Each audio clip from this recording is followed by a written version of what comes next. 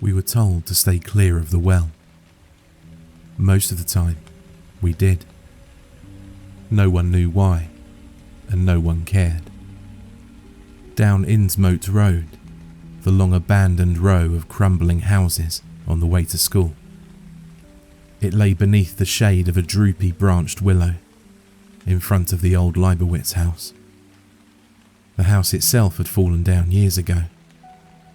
The expansive section was now consumed in thick weeds and wildflowers, but we seldom played there.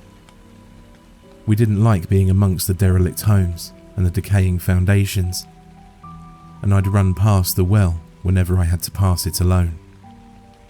The footpath sloped dangerously close to the well's bare opening, itself hidden in long grass.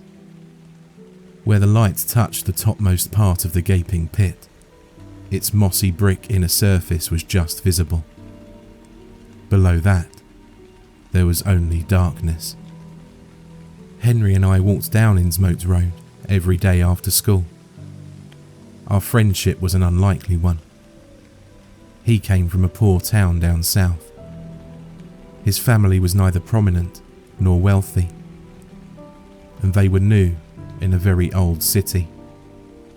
Raised as an only child by his mother, Henry didn't have a fair life for such a nice kid. Of course, I had no idea at the time. I was only young. But his father had been a mad alcoholic. His mother had left town for Henry's sake. He never spoke of this, as he was probably too small to remember it. But we never mentioned his father regardless. It was clear he didn't wish to remember him. Henry wasn't a particularly bright student either. The day we met was the very first day of school, when he leaned across from his desk to mine and asked if he could copy my answers. The test was for math, hardly my strongest subject, but I beat him up for it anyway, after school. I felt bad about beating him as I did it. He was a short, skinny kid and couldn't put up much of a fight. I bought him an ice cream that day, and we talked properly for the first time. Afterwards, we became inseparable. Even though I played football on hot days and he stayed in the library and read, even though he copied my answers in every test, we were best friends. In the bitter wind and the stinging rainfall, we didn't laugh or share the day's experiences with each other as usual. That day, though, there was an intense storm. In the bitter wind and the stinging rainfall, we didn't laugh or share the day's experiences with each other as usual. We endured the storm together, in silence. We'd usually go down Church Street to the arcade in town, but today it was pouring with rain. The storm was one of the worst I've ever seen. The gutters were overflowing like flooded rivers, and the bare foundations of the Innsmoat houses creaked and groaned in the wind. Surrounded by the constant moaning of the old homes, and bombarded by the screeching wind and ice-cold rain, we were only more determined to get out and get home. I lived further than Henry, on Mayflower Avenue, and I walked hastily, dripping wet. We walked straight ahead until we reached the well. The slope was more evident than ever today, rainwater rolling down and draining into the hidden pit below. Were anyone other than us to walk past at that point in time, they wouldn't have even noticed the well mouth, wide open and hungry. We turned to look in its direction, an unspoken acknowledgement of our fears that we performed daily. It was then that Henry fell. He misplaced a single step and collapsed with a painful, muffled cry onto the concrete. Blood from his nose mixed in with the rain and slowly disappeared. As he tried to get up, pushing his body up on one arm and outstretching the other, he slipped. His yells echoed down the empty road. He slid down too fast for me to catch his hand. His chin hit the concrete, and he let out a pained yelp. The skin had been ripped deep. I called his name and ran towards him. The wind struck me hard, and I toppled down. I rolled across the slope, registering a sharp, sudden pain in my side, and I fell in the swamped weeds, mud soaked through to my skin. "Henry!" I cried, reaching my arm out blind. A sob of terror came from up ahead. I forced my eyes open and saw him, no more than a foot from where I lay, hanging desperately onto the well opening. His chin dripped blood. His slippery fingers were only barely keeping hold of the mud-covered brick.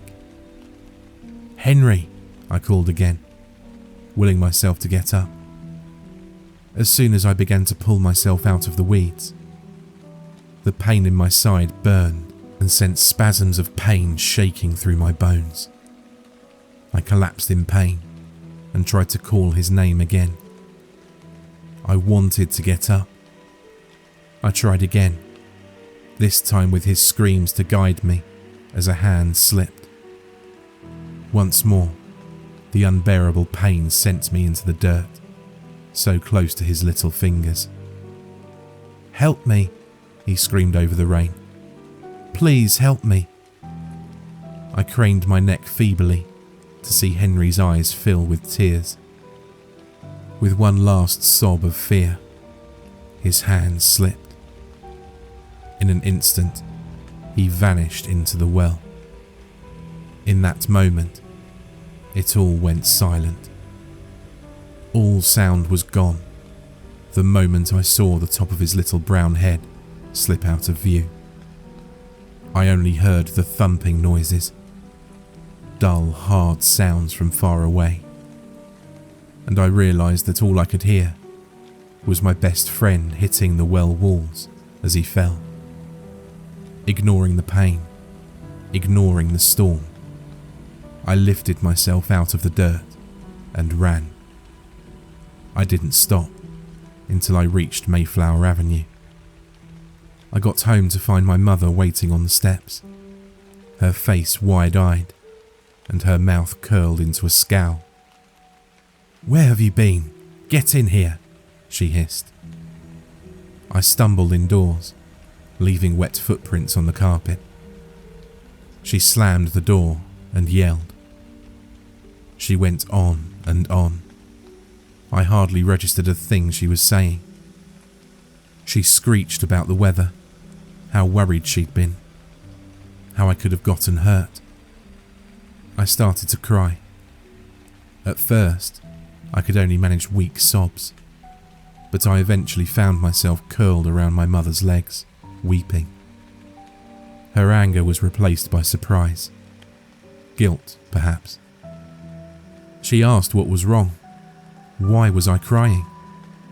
I only bawled more, knowing I could never tell her I was ashamed. Ashamed I let my best friend die. The search for Henry was longer and more painful than I ever imagined it could be. His mother rang us first. I told her I hadn't seen Henry after school that day. I told her I didn't know where he was. What I didn't tell her was that I watched on as Henry fell to his death. What I didn't tell her was that it was my fault. After 3 weeks, Henry's photograph was in newspapers. We saw his mother on the television often. She was crying. It was a local disappearance, and it garnered only local attention. The police spoke to me. Children at school spoke to me. Teachers spoke to me. I told them the same lie I'd told Henry's mother. Each time, I knew I could never go back. The consequence became worse every time I hid the truth. Eventually, I knew I could never tell anyone what had really happened that day. Sometimes, I liked to believe it myself. that I'd not, for once, walked with Henry that day. That I too was mourning his disappearance and not his death. The well was never even checked because I said I'd not walked with him that day. A teacher claims to have seen him walking in the direction of Church Street, and it was presumed he'd gone to the arcade. Murder was suspected. Church Street corner was where we met, every day. After that, I took another route home.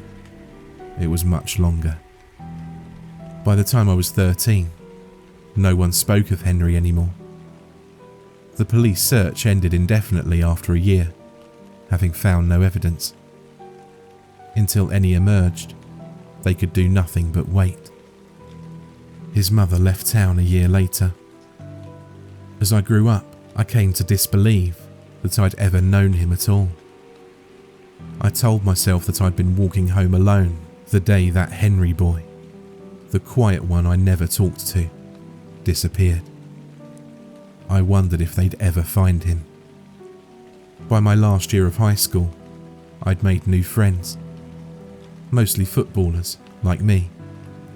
Times changed quickly. We went from playing at the arcade to getting drunk so soon. Girls and cars were more important to me now than cheating on maths tests and buying ice creams. One day, as I was walking home, I found myself enduring the worst storm our town had seen in 11 years. We had to cancel our after-school match. I was devastated. As I heaved through the immense force of the wind and the piercing rain, it occurred to me that my usual route was a needlessly long walk home. In weather like this, I was surely better off taking the Innsmoat road. The road was lined with decaying houses. I passed caved-in roofs and overgrown rubble, all the while trying to force myself through the ice-cold storm. It was as I walked past the crumbling area of pavement that a shiver crawled through my skin, and I turned to see a black pit in the earth, half hidden in the grass. How I even noticed it, shadowed as it was beneath an overhanging willow branch, was beyond me. I slowly turned to continue walking against the storm, just in time to see a length of corrugated iron come howling through the air. I was paralysed in shock when it struck me, throwing me back and sending the taste of blood rushing into my mouth. I felt myself hit something hard, and then light was rapidly spiralling away from me. Cold air swept past my face, and the blood rushed to my head as I descended even further, the light growing ever dimmer in the distance. When I came to, I was in pain. After a pitiful attempt to stand up, I realised I'd landed on my leg. Feeling around in the dark, I came across the split bone protruding from my knee and something wet on my fingers. I screamed, and my cries echoed 1,000 times, all the way up the well until they faded away outside. With much effort, I made myself look up. The speck of light above me was like a distant star. It took me some time to realise that I was partially submerged. The coldness of the water was only as awful as the smell down there. Underneath me, there was water and mud. All around, I was surrounded by blackened brick walls. The constant noise of water dripping made me heave my chest with deep breaths. In my distressed state of mind, I thought I heard someone say my name. "Who's there?" I yelled, looking around madly into the empty blackness. No response. I shivered in the cold, staring aimlessly into the darkness. Next to me, someone mumbled something I couldn't make out. "Who are you?" I screamed, curling myself up close to the wall of the pit. Someone mumbled louder, a raspy noise. I knew I'd heard it. A cold tingle ran down my neck as I made out an unclear shadow against the wall beside me. My heartbeat was electric. The thing on the wall began to shuffle towards me, mumbling again, louder. I wanted to scramble away, to feel safe in the light, but I couldn't. I was trapped.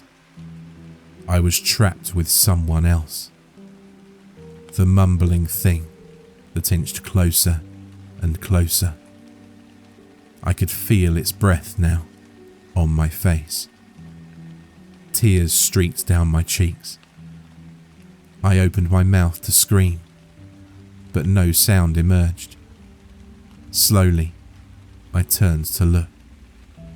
In the dark, I couldn't make out the face precisely, but I saw all I needed.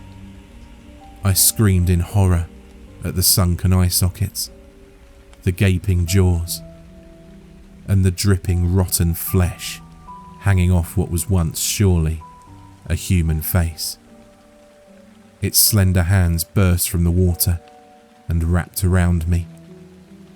It hunched over me, and I finally understood what it was saying when it hissed in my ear.